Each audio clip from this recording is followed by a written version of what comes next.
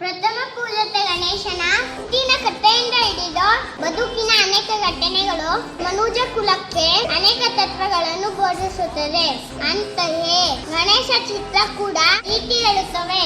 ಎಲ್ಲ 4 ಕರಗಳಲ್ಲಿ ಹಿಡಿದಿರುವ ಪಾಶ, ಅಂಕುಶ, ಮೋದಕ, ವರದ ಹಸ್ತ, ವಾಹನವಾಗಿರ ಇಲ್ಲಿ ಉದ್ದನೆ ಸೊಂಡಿಲು, ಸಣ್ಣ ಬಾಯಿ, ದೊಡ್ಡ ಕಿವಿ, ತಲೆ ಇವೆಲ್ಲವೂ ಬದುಕಿಗೆ ಬೇಕಾದ ತತ್ವಗಳನ್ನು ತಿಳಿಸುತ್ತವೆ. ಅದರಂತೆ ಬಾಳಿದರೆ ಜೀವನ ಸುಖಮಯವಾಗಿರುವುದರಲ್ಲಿ ಸಂದೇಹವಿಲ್ಲ. ದೊಡ್ಡ ತಲೆ ಯೋಚನೆ ದೊಡ್ಡದಾಗಲಿ.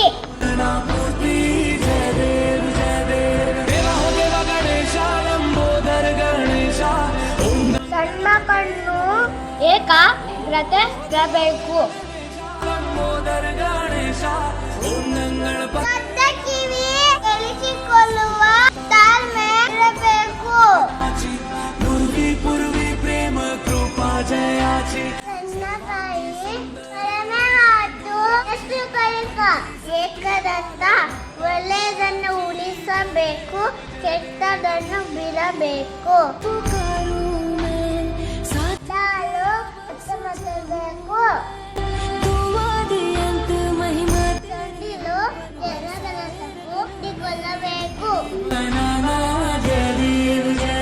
ದೊಡ್ಡ ಹೊಟ್ಟೆ ಸುಖ ದುಃಖ ಒಳಿತು ಕೆಡಕು ಸಮಾನವಾಗಿ ಸ್ವೀಕರಿಸು. ಅರಗಿಸಿಕೊಳ್ಳುವ ಗುಣ ಬೆಳೆಸಿಕೊಳ್ಳಬೇಕು.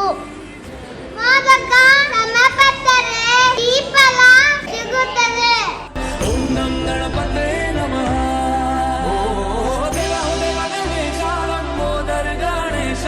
ಪಾದ ಭೂಮಿಯಲ್ಲಿರಲಿ, ಮನಸ್ಸು ದೇವರಲ್ಲಿರಲಿ.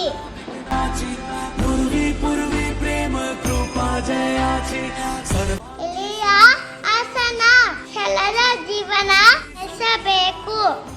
ಮನುಷ್ಯಕ್ಕ ಬಯಕೆ ಇರಲಿ, ಆದರೆ ಅದನ್ನು ನಿಯಂತ್ರಿಸುವ ನೀನಾಗಿರು. ಬಯಕೆಗಳೇ ನಿನ್ನ ಮೇಲೆ ಸವಾರಿ ಮಾಡದಿರುವಲ್ಲಿ ಆನೆ ಮುಖ ಬಲ ಬುದ್ಧಿ ಮತ್ತು ಶಾಂತಿ ಕೊಡುತ್ತದೆ. ಅಂಕುಶ ಮನಸ್ಸನ್ನು ನಿಯಂತ್ರಿಸುತ್ತದೆ. ಪಾಶ ಬಾಂಧವ್ಯ ಮತ್ತು ಸಂಬಂಧ ಕಾಪಾಡಬೇಕು.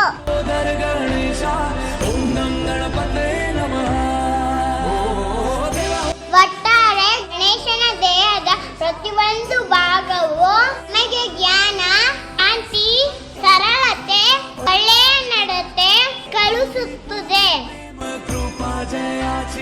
सर्वांगी सुंदर सिंदूराची कंठी सलके माल